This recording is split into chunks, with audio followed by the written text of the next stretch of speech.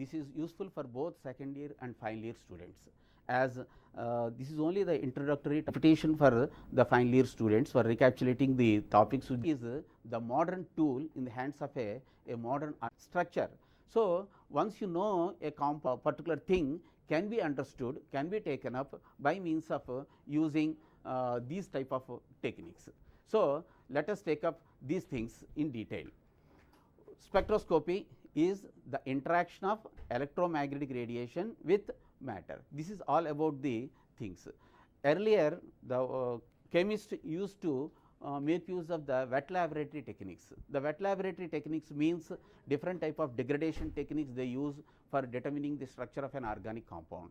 So, by using the degradation techniques, a chemist requires lot more time and lot more quantity of the advantage, and this is the methods. The new method is the spectroscopic methods, which is a dry laboratory technique, which is used to determine the structure in a much accurate way, and we require a very small quantity of the substance, and that particular compound can again and again be used for other analysis also.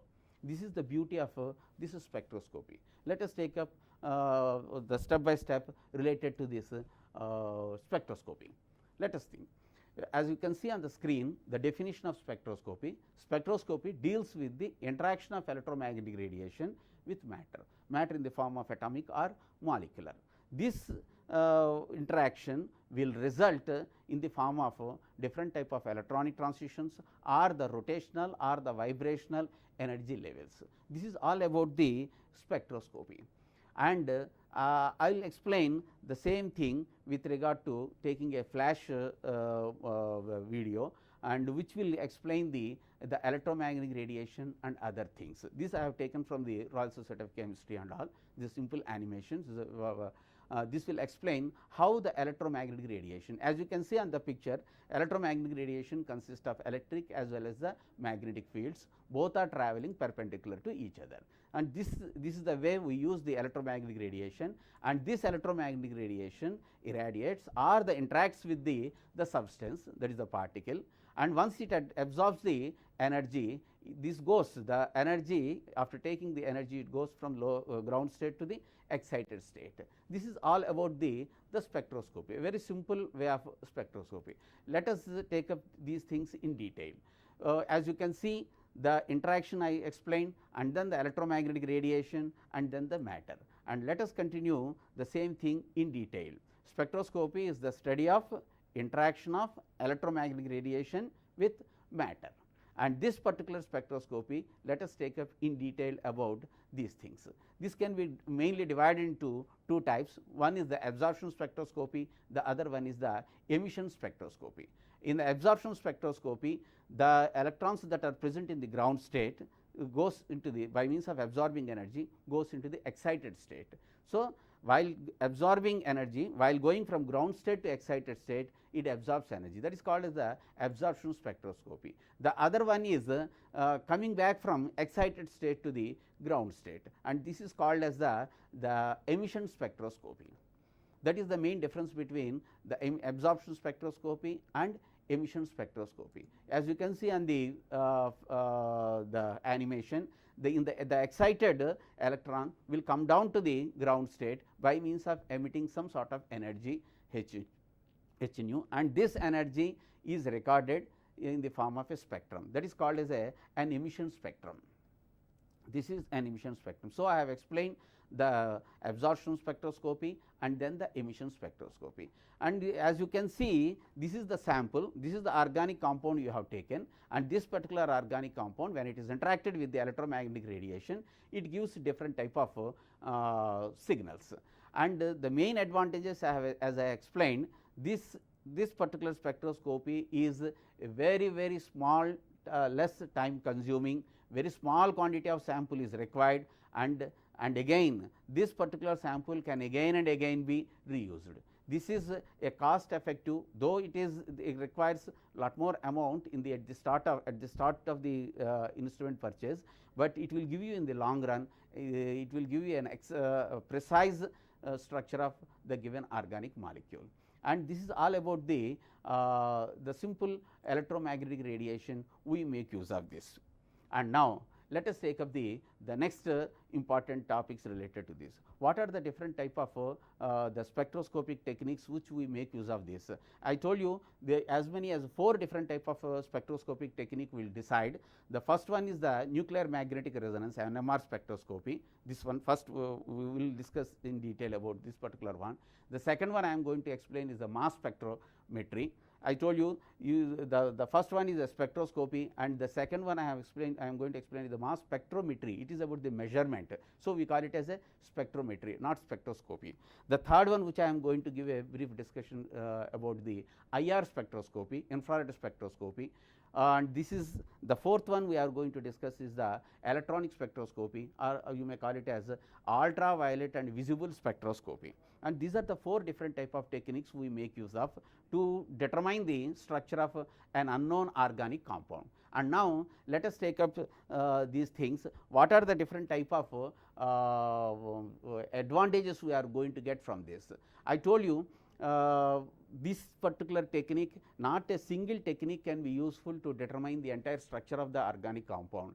All the techniques, all the spectroscopy techniques put together to determine the structure of the given organic compound. So, what are the different type of? It is just like I can say you that an unknown substance, if it is kept in the middle of the room, and if we are looking from different type of windows or the doors from the closed room, you can see only one side of the molecule. One side of the molecule. That means, if you are using the NMR spectroscopy, you can understand that this particular part. If you use mass from this, UV this side and IR this side. So, by clubbing all the information available with the spectroscopic, all the spectroscopic techniques, you can be able to tell about the exact structure of the given organic molecule. So, if you see the things, the first one which we are going to determine, we can determine the molecular weight. The molecular weight, exact molecular weight of the given organic compound, that can be done by using the mass spectrometry. From that you can know the chemical formula. And then the functional groups, a very important part of the structure is the functional groups. The functional group of an organic compound can be determined with the help of IR Raman spectroscopy. The next one is the skeletal connectivity or the structural isomers. This can be determined with the help of NMR spectroscopy. The spatial geometrical arrangements or the stereoisomerism symmetry, that can also be understood, and the presence and location of chromophores, that can be determined with the help of UV visible spectroscopy. The UV visible spectroscopy will give you the conjugation and the extended conjugation information related to your organic compound. And of course, you can able to know the chirality issues, whether if an organic compound you have taken is a chiral, you can understand the exact structure of the chiral molecule also. As I told you, the first one is the NMR spectroscopy. NMR spectroscopy is the wave, the one which tells about the arrangement of protons, or the different type of groups on the carbon skeleton. So, it will give you the connectivity pathways or the spatial arrangement of atoms.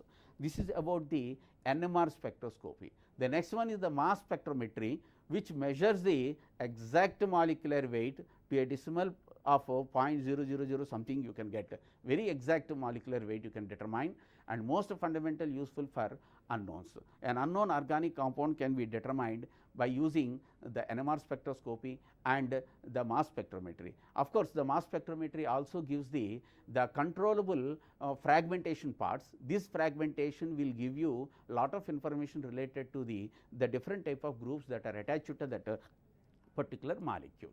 And then let us discuss the other topics also. The next topics which we are going to understand from this spectroscopy is the IR and Raman spectroscopy, which will tell you the exact functional group information of that particular organic compound. Functional group, whether the organic compound is an alcohol, an aldehyde, or a ketone, carboxylic acid, ester, amide, ether, whatever be the organic compound, that's functional group can easily be understood by means of using the IR and Raman spectroscopy. Here in the Raman and IR spectroscopy, the main important part that involves is the vibrational and the characteristic of that particular bond.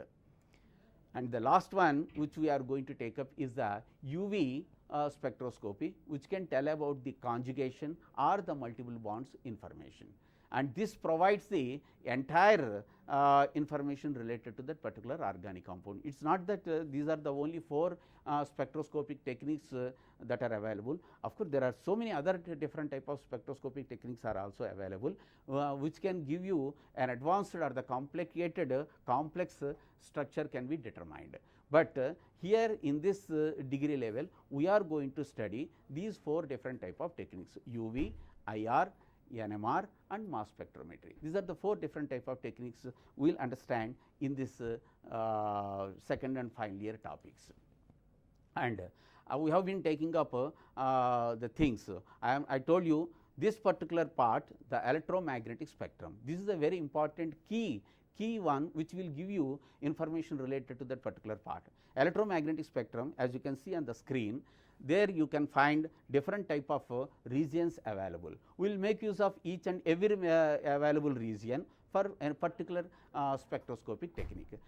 I told you the UV visible is for one particular spectroscopic technique, and the IR is for one particular, the microwave is another, and the radio waves are also useful for determining the structure in the form of NMR spectroscopy. These are the different type of techniques we make use of. I have given another slide which can give you information related to which part of electromagnetic radiation will give you the related information. You can see the molecular weight determination can be done with the help of the mass spectrometry, and then the visible and UV visible will give you information related to something like a conjugation and the extended conjugation and the multiple bond information. And again this particular one, the other spectroscopic techniques also can be make use of this particular spectroscopy. And now I have given a schematic representation of a simple slide which will give you, which can be understood the entire spectroscopy. Some physical property is exploited to determine the structure of a given unknown organic compound. How the light or frequency, the light frequency dispersion is used, and there the energy transitions will takes place, or energy transitions or the rotational or the vibrational transitions that takes place. And after that, this will give you the measuring scheme, and then that will lead you to some data we are going to get from the spectroscopy, and that particular data is analyzed or interpreted in the form of the computer itself will do the take care of all the things, and we will give you a spectrum, and that particular spectrum is useful to get the knowledge of that particular organic compound. Once you get the known structure of the organic compound, that particular structure can be utilized for usefulness of that particular molecule in a different way. And this is all about the introductory topic related to the spectroscopic technique. I will just recapitulate the topics which I have already taken up till now. This is a very small module, as I told you. This particular module, this particular capsule will give you the information related to the spectroscopy. So, spectroscopy, as you can say, this is the interaction of electromagnetic radiation with matter, and once the electromagnetic radiation interact with the matter, the outcome of this is nothing but a spectrum. That spectrum is useful to understand the structure of an unknown organic molecule. I told you this spectroscopy is a tool, a modern tool in the hands of a modern organic chemist to determine the structure of an unknown organic compound within no time. Within no time, in the sense, once you know the sample you get is only a very small quantity. For example, a 5 milligrams to 10 milligrams compound is also sufficient for you to determine the structure of that compound, and that particular compound can again and again be reused for a different type of spectroscopic techniques. Of course, the mass spectrometry is the one which is a destructive technique. After doing the mass spectrometry, taking the mass spectrometry, the sample cannot be regenerated because it is a destructive type of technique. So, these are the different type of techniques. I told you the simple example I will tell you. For getting an information from a thief, what the police do, there are two different type of techniques they use. One is a simple third degree technique, by using the third degree technique, they will get the information from that. It is just like the degradation techniques which we make use of in the laboratory. That means adding acids, bases and different type of chemicals to that particular substance. The outcome will be the determination, and this determination may or may not be accurate. In the same way, the thief may give or may not give the correct information. The second way of getting the information from a thief is by doing some narcotic analysis or the lie detector analysis, by keeping in a AC room or in a comfortable way, by giving some injection or something like that, they will get some information without knowing the person. He will give you the entire information within no time. That is accurate, and in the same way, that particular type of information can be obtained by means of using the spectroscopic techniques.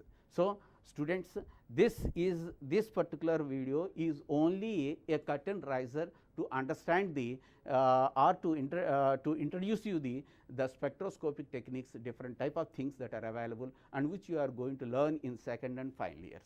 Thank you.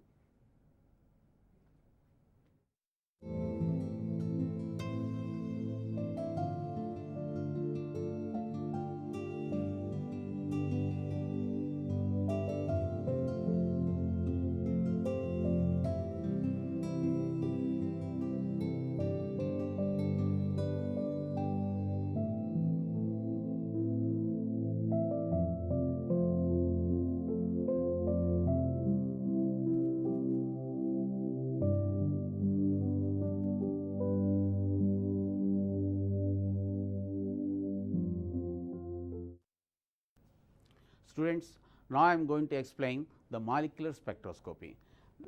In the earlier presentation, I have given an introduction related to the spectroscopy, and now let us go somewhat deep into that molecular spectroscopy. What is molecular spectroscopy? What are the different type of techniques that are available? How those techniques can be made use of this, and these things can be taken up in this presentation. And as I told you, I will repeat the same definition repeatedly. Spectroscopy is nothing but the interaction of electromagnetic radiation with matter, and thereby you are going to get some spectrum, and the spectrum can be analyzed to determine the structure of an unknown organic compound. This is the way we make use of the spectroscopy. The spectroscopy, as you can see on the screen, there are different type of spectroscopic techniques that are available. One is the atomic spectroscopy, the second one is the molecular spectroscopy. The spectroscopy is concerned with the interaction of electromagnetic radiation with atoms which are called in the ground state. That is a very important thing. So, atomic spectroscopy deals with the interaction of electromagnetic radiation with atoms, with the atoms of the molecules. And the second one which we are going to discuss is the molecular spectroscopy.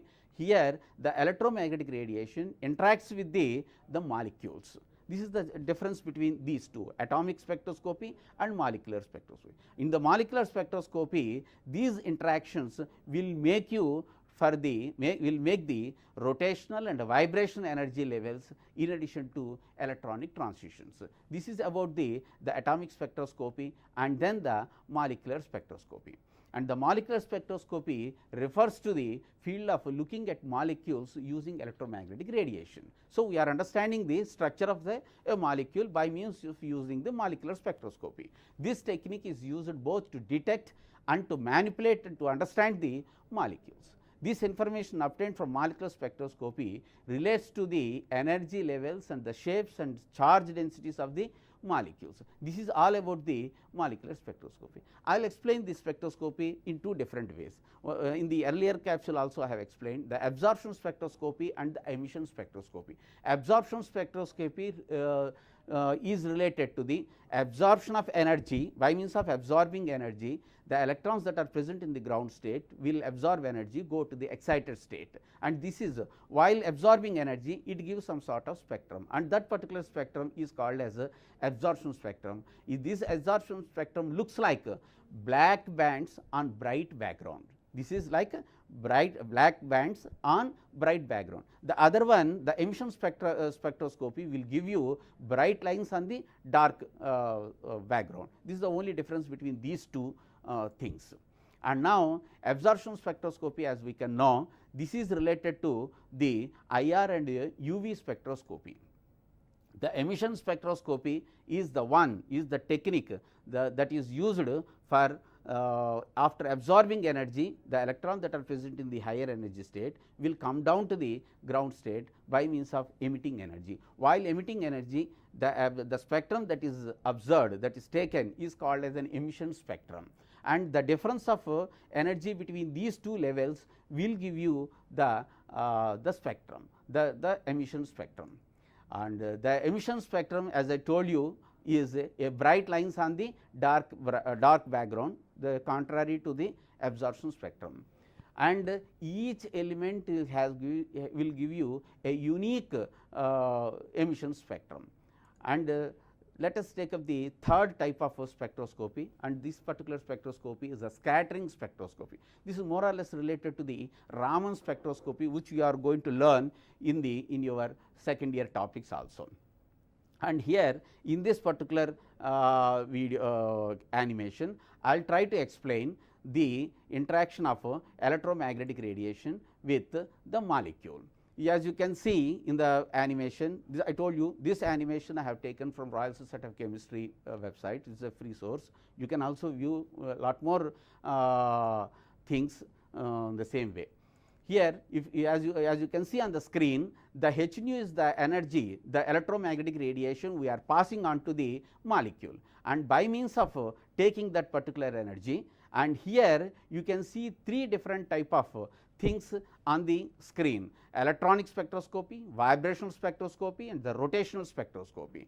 If the energy that is given is very less, and then that particular spectroscopy will lead to the rotational. Here the first one is the electronic spectroscopy, which you can take it as a UV spectroscopy. The second one is the vibrational spectroscopy. The vibrational spectroscopy is related to IR spectroscopy.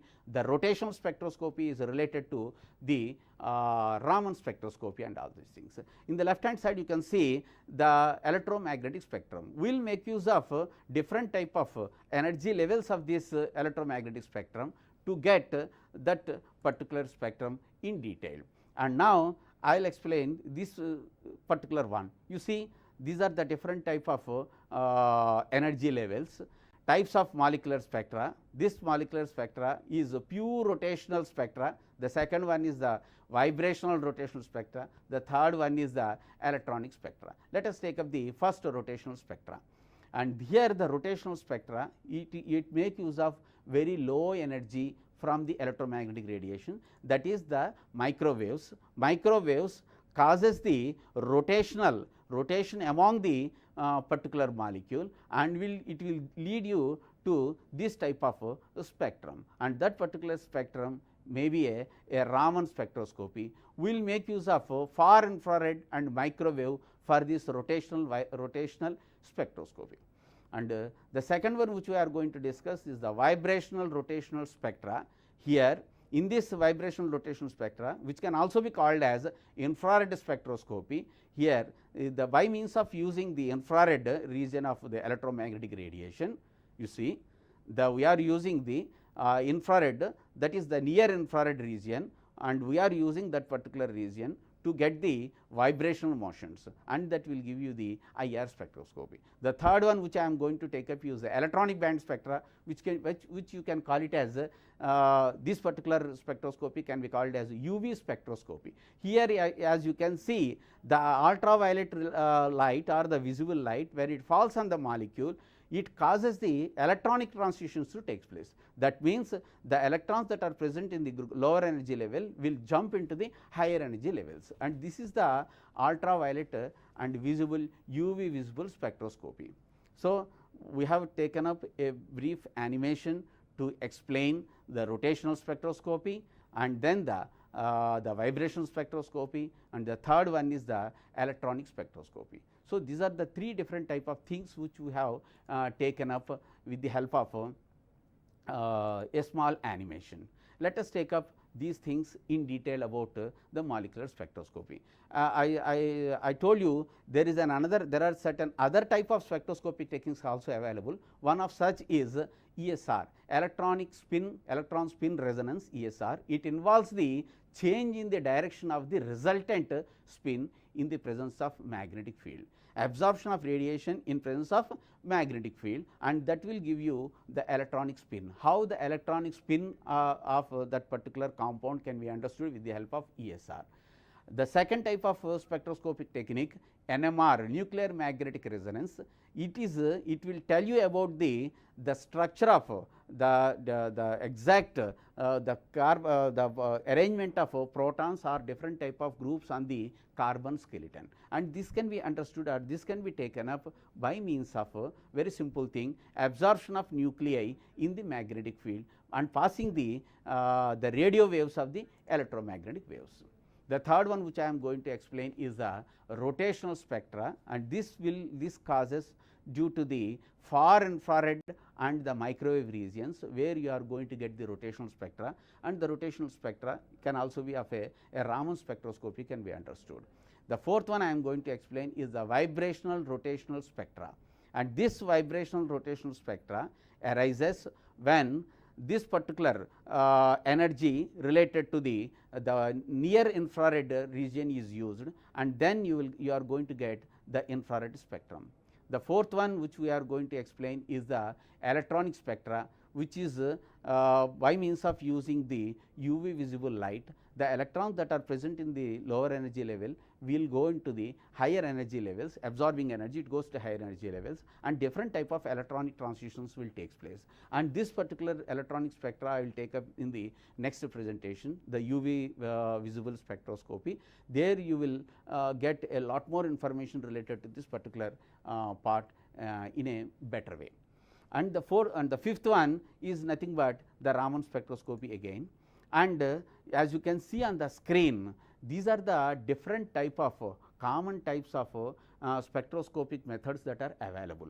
If you see, a lot number of examples are there, and though you are not going to study in your second and final years in the B.Sc level, other different type of spectroscopy techniques are also available. One such is the fluorescence spectroscopy, X-ray spectroscopy or the crystallography. This is called the XRD, X-ray diffraction techniques, which will give you the exact structure of a solid substance, a crystal. And the flame spectroscopy, which is of the atomic emission spectroscopy or atomic absorption spectroscopy or atomic fluorescence spectroscopy. These are the different type of techniques which are useful to determine the elemental analysis of that particular sample. And these are the different type of techniques. Of course, some of these techniques can also can be understood or studied in your if you take the specialization of the spectroscopic methods in your cluster topics. And you will read all these things there also. This is only a curtain riser or one which can give you some information related to it. The other one which I am going to explain is the plasma emission spectroscopy. Here the plasma emission spectroscopy will give you the exact information related to that elemental analysis or the trace elemental analysis. Here the more or less related to the ICP-MS, inductively coupled plasma, ICP-MS, ICP-OES, and here these spectroscopic techniques sometimes are coupled.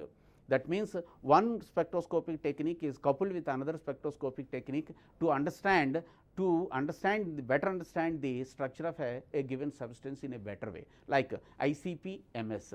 The mass spectrometry instrument is coupled with other type of instruments like HPLC, IR or ICP or different type of spectroscopic techniques are coupled with the mass spectrometry, and thereby instantaneously you are going to get the molecular weight and then the molecular formula of that particular substance present in your sample.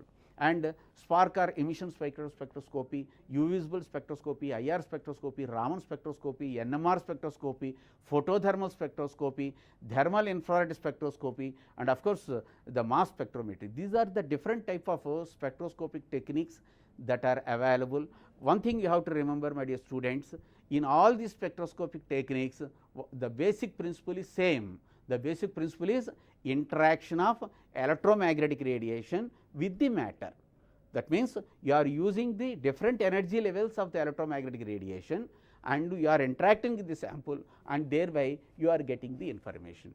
More or less in all the techniques this particular system is available. And now, let us take up in detail about these things. And here if you can see on the screen, I have given an important information related to each and every spectroscopic technique. I have given the techniques that are available and what are the different type of property that is measured, what is the property, that is the physical property of that particular substance we exploit to get the information, what is the outcome or the application of that particular spectroscopy. If you use the UV visible spectroscopy, which is also called as the electronic spectroscopy, it will make use of the electronic transitions. This is the electronic transition property is exploited there, and the application which you are going to get is this is useful to understand the unsaturated nature of that particular organic compound, or you can know the conjugation, or you can know the multiple bonds that are present in a given organic compound. The next one which we have taken is the fluorimetry, and here the absorbed radiation emitted are longer wavelengths, and that particular property used. This particular fluorimetry will give you the information related to the routine quantitative organic analysis, more sensitive at lower concentrations than UV visible absorption spectroscopy. That means, sometimes UV visible spectroscopy cannot be useful to identify the structure of that particular one, the flow where that there the fluorimetry can be used. And infrared spectroscopy, I told you in the earlier also, this particular spectroscopy will make use of the vibrational rotational motions of that particular substance, and here we are going to get the identification of organic compounds in the form of functional groups. The functional group of an organic compound can be determined with the help of the infrared spectroscopy. That means, the functional group in the form of an alcohol, aldehyde, ketone, carboxylic acid, ester, amide, ether, whatever be the things that can be understood with the help of IR spectroscopy. And Raman spectroscopy is a wonderful useful for identification and fingerprint reading region of organic compound. A fingerprint region is a very important region for IR spectroscopy, and this particular fingerprint region is useful to determine whether two given organic compounds are similar or different. The same the compound having the same functional group may or may not be same. For example, if you take propanone and butanone, these two have the same type of functional group, ketone functional group is there. Propanone is different from butanone. So, both will get the same type of information in the functional group region, however, they can be detected in the fingerprint region. That is the use of fingerprint region of that IR spectroscopy. And another spectroscopy is the NMR spectroscopy. The NMR spectroscopy is of the proton NMR spectroscopy and C13 NMR spectroscopy. Proton NMR spectroscopy will give you the arrangement of protons on the carbon skeleton, and C13 NMR will give you the arrangement of carbons that are present in a given organic molecule. This is all about the different type of things that are available. And I will give you a brief in the earlier presentation also I told you, the main advantage of this spectroscopy is, number one, this is a rapid and much less consuming type of technique. This is a very rapid and a precise very speed technique which can be taken in a fraction of a second can be taken, and they give information very accurate, and it gives in the form of a automatic or a semi automatic manner. And again, the quantity that is required for this type of spectroscopy is of very small, milligrams to microgram levels of quantity is enough for you to get the spectroscopy, all that spectroscopy techniques. And of course, the structural information gained by spectroscopic methods is very precise, very accurate, and contrary to your laboratory methods of techniques or the wet laboratory methods of techniques. Here you are going to the precise exact structure of that particular organic compound, and more selective and sensitive type of information can be understood with the help of this. And this spectroscopy can also useful to determine the impurities that are present in a given an organic compound. So, these are the different type of techniques that are being that used in the college level or the university level, or is for education or for the industries like pharmaceuticals or the cosmetic, or wherever the industry you go, you will find lot more different type of techniques, the instruments that are available. This is all about a brief introduction related to the molecular spectroscopy. Thank you.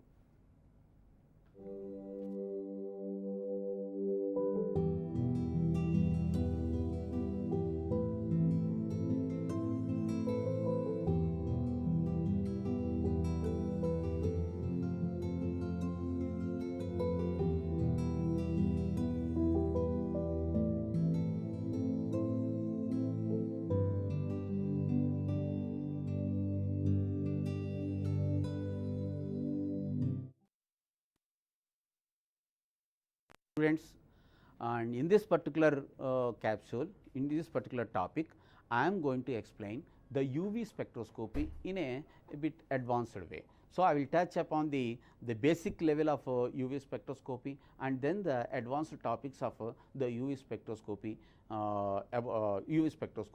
And now, I will repeat the definition once again. The spectroscopy is nothing but the interaction of electromagnetic radiation with the matter in the form of a sample or an unknown substance that is kept. That means, we are making use of the UV light, and this is the sample. When you pass this UV light to your sample, and it absorbs some energy, and after absorbing, it transmits some sort of wavelength of light, and this transmitted light is measured. With the help of that, you can be able to tell the structure of the given organic molecule. This is about the UV spectroscopy. Let us take up the UV spectroscopy in detail. I will give you the information in the form of I am going to introduce the UV spectroscopy, and then what is the different type of instrumentation part involved in the UV spectroscopy, and then the application part of the UV spectroscopy. This is all about the sequence of all the top things that are involved in the spectroscopy. Let us take up here in this particular UV spectroscopy, we will make use of the electronic transitions. That means, we will make use of the energy, as we can see on the screen. We will make use of the energy from 100 to 350 nanometers of energy of UV region, and then the 350 to 700 nanometers of visible region. So, that much of energy is enough for an electron to transform from ground state to from one energy level to another energy level. This is about the UV spectroscopy. The main aim, the main idea involved in this UV spectroscopy is to make use of the UV region, that is from 100 to 350 nanometers, and the visible region from 350 to 700 nanometers of light. So, readily you can see that available on the electromagnetic spectrum, the visible light, where the 400 to 800, which you can see with your naked eye. Left to you visible is the UV light, which will make use of, that is from 100 to 350 nanometers of light. Here the UV spectroscopy, the sample is bombarded in the irradiated or the passed with the UV energy. Once it absorbs the UV energy, UV light, the electrons that are present in the lower energy will go to the higher energy. Here you can see the pi electrons, so pi star bonding electrons and the anti-bonding electrons, and here the electrons that are present in the lower energy will go to the higher energy, and during this transition we will make use of that spectrum. So, what are the different type of things that are involved in this electronic transitions? The lowest energy transition is the UV1, is typically that of electron in the HOMO, that is highest occupied molecular orbital, to the lowest unoccupied molecular orbital. That means, the electron will go from HOMO to LUMO. Here for example, if you have a bond, the single bond, which can be of a pair of electrons, the pair of electrons in a molecule, and this particular one, the contributing orbitals, once it absorbing energy, it goes to the higher. that means the sigma electrons or the pi electrons will go to the pi star and the sigma star levels, pi star and sigma star, and n the non bonding electrons which can be available with the nitrogen or oxygen or any such element, that also goes to n electrons, non bonding electrons can have the choice to go to up to the pi star or the sigma star, and these are the different type of electronic transitions that are available in this UV spectroscopy.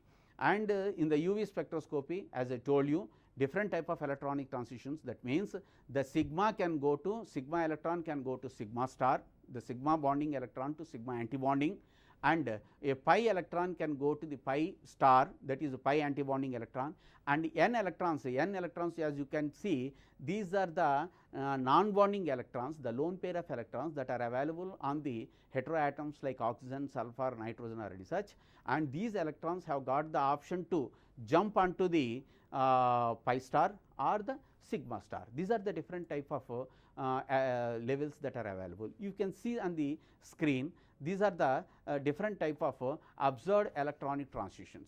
This is a simple graphical representation of this particular part. These are the atomic orbitals. In the left and right you can see these are the two atomic orbitals, and here the energy is from lower to higher, and these are the atomic orbitals combines to give the molecular orbitals. Here the molecular orbitals, the electrons that are present in the molecular orbitals, the sigma electron has got the option to go to sigma star, and the pi electron can jump to pi star by means of absorbing energy, and the n electron can jump to the pi star or the sigma star. This is a schematic representation of the different type of electronic transitions that are available. As I said, you can see the same things that are available here. On the screen, if I see the sigma star transitions are possible in alkanes. That means sigma bond is a single covalent bond which can be formed by mutually sharing the valence electrons, one pair of electrons, and single bonds are available in saturated compounds, that is in the alkanes. In the alkanes, sigma star electronic transition is possible, and in carbonyl compounds you can find a sigma to sigma star and pi to pi star transitions are possible.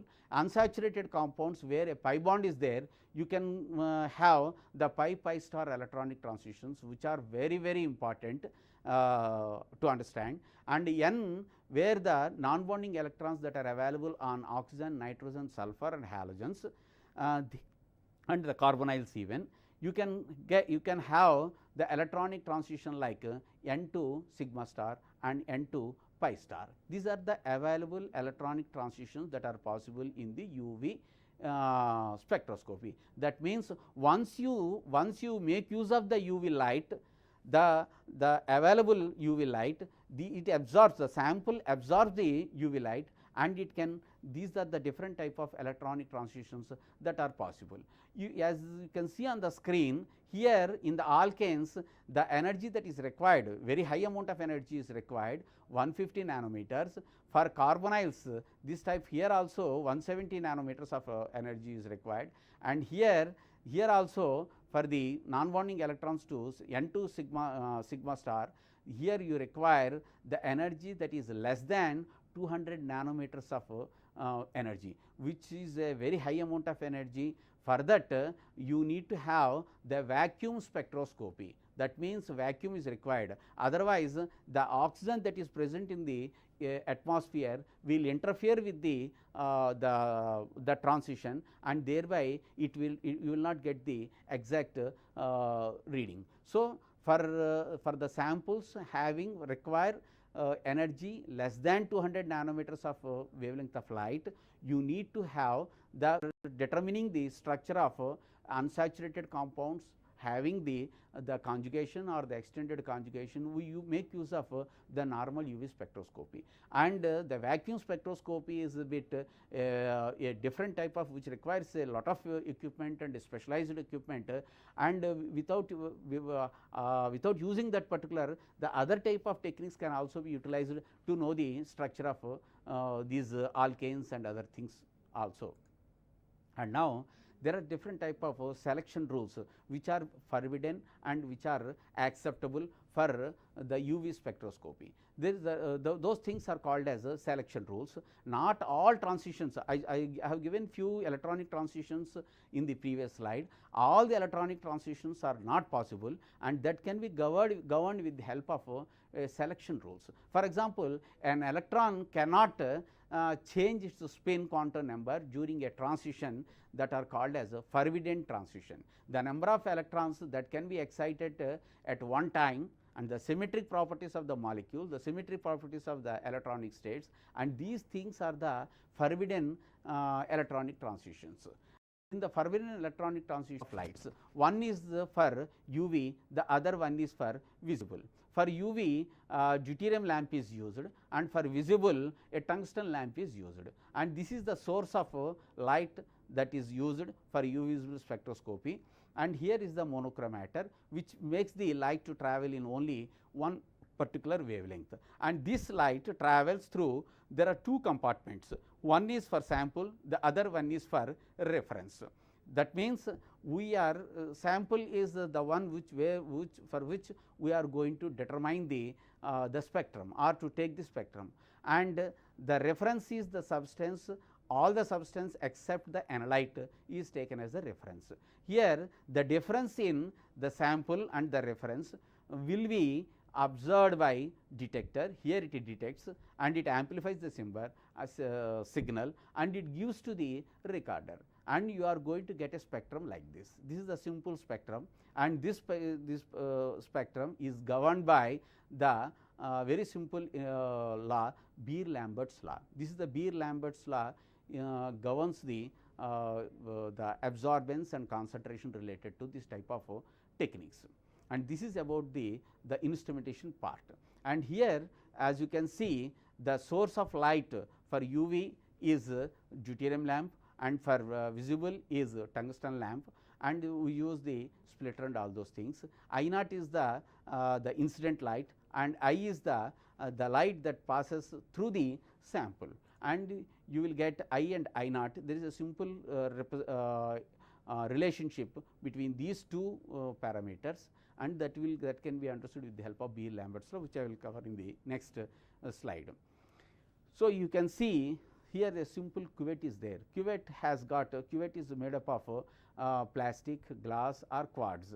For visible spectrums, you can make use of the plastic or glass, whereas for observing, for taking the UV spectroscopy, definitely you need to have a quartz spectrum, quartz cuvette. A cuvette which has got the 4 sides, 2 sides will be opaque and the 2 sides will be transparent. The light passes through the transparent and it goes like this, and here this particular instrument is used to determine the concentration of this. This is a simple spectrum we have taken. Here the spectrum is for UV visible, straight away you can take, and this is a simple molecule, and these are the lambda max values, and this graphical representation is for lambda on the x axis and y molar absorptivity, absorption on the y axis. Here you can see these certain peaks, and these peaks are the lambda max. These lambda max values are for different type of things. You can compare with the available data to know the structure of that particular organic compound by means of using this. This is a very simple spectrum that will give you the information. Now, let us take up what are the different type of applications that are possible with this UV spectroscopy. Different type of things that are available, as I said, and thus includes structure determination, and then the other type of techniques. I told you in the beginning also, any one spectroscopic technique will not give you the complete information related to the given organic molecule. You need to have all the different type of techniques combined together, and that will only give you the entire structure of the given organic molecule. This UV visible spectroscopy, this spectrum will give you information related to the conjugation or the extended conjugation or the information related to the multiple bonds and all, and IR spectroscopy will give you the information related to the functional group, very important part of that functional group. And the mass spectrometry will give you the exact molecular weight to a decimal, fourth decimal to fourth decimal, up to fourth decimal you are going to get the molecular weight of that particular substance. And it also gives, the mass spectrometry also gives about the fragmentation information, which will again useful, the fragmentation information which will again be useful to determine the different type of groups that are attached to that particular molecule. And of course, the NMR, which will give you the skeletal information or the arrangement of protons on the carbon skeleton, and the different type of groups that are attached to the carbon skeleton, and the groups, how these are attached together, how these the neighboring effects are there, and these can be understood with the help of NMR spectroscopy. And these are the different type of techniques we have discussed now. And this UV, I told you, the UV is again coupled with certain chromatography techniques like HPLC. HPLC coupled with UV, HPLC coupled with mass, and different type of techniques coupled together to give you the instant information related to the unknown organic compound. There is another important part related to the UV visible spectroscopy is the chromophore. A chromophore is a group that is the color imparting group. If you have a chromophore that is attached to a given organic molecule, that will that information can be understood with the help of UV spectroscopy. That means, here you can see the electrons present in organic molecules are involved in covalent bonds or lone pairs of electrons atoms on oxygen and nitrogen.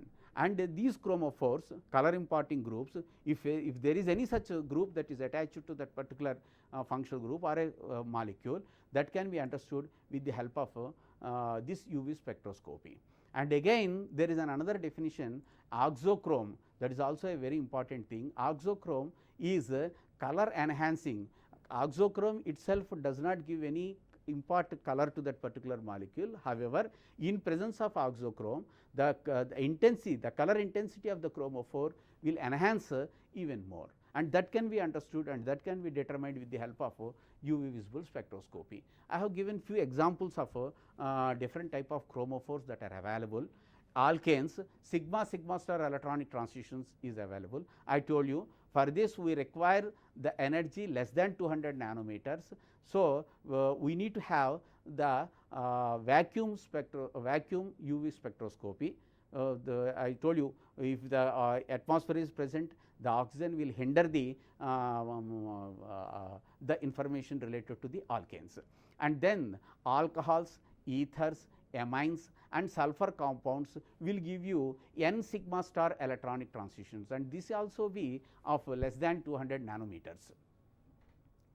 And here the different type of alkenes and alkynes, this is a wonderful transition, the pi star electronic transition, which is very useful for the UV visible spectroscopy as far as it is concerned. And this is all about the carbonyls. The carbonyl group can also be detected with the help of this particular part, and the substituent effect can also be understood.